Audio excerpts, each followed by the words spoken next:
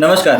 कृषी सहाय्यक व ग्रामविकास अधिकारी यांनी शेतकऱ्यांचे कन्सेंट व ई साइन कसे करावे याबाबत सविस्तर माहिती आपण या व्हिडिओच्या माध्यमातून जाणून घेऊया. लॉग इन स्क्रीनमध्ये मोबाईल ॲप्लिकेशनमध्ये लॉग इन स्क्रीनवर कृषी सहाय्यक व ग्रामविकास अधिकारी यांनी त्यांचे युजर नेम व पासवर्ड प्रविष्ट करून प्रवेश करावा.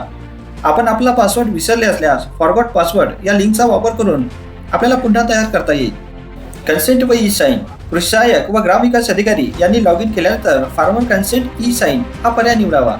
त्यानंतर शेतकऱ्यांची आधार जोडणीसाठी सहमती यामध्ये कृषी सहाय्यक व ग्रामविकास अधिकारी यांनी आधार क्रमांक प्रविष्ट करावा.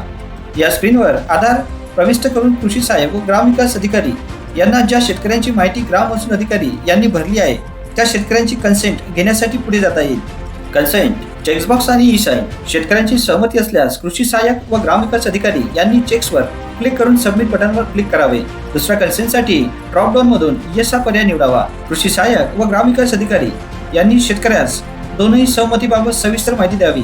आवश्यकतेनुसार सहमती वाचून दाखवावी. त्यानंतर ई हस्ताक्षर या ॲपवर पुढे जाईल. तेथे आधार प्रविष्ट करून ई साइन करावे.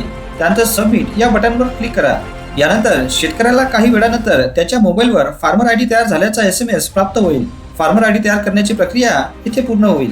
कन्सेंट घेण्यासाठी आवश्यक ॲप आपल्याला या पेजवर दर्शविला जाईल. अशा प्रकारे कृषी सहाय्यक व ग्रामविकास अधिकारी हे शेतकऱ्यांचे कन्सेंट व ई साइन करू शकतात.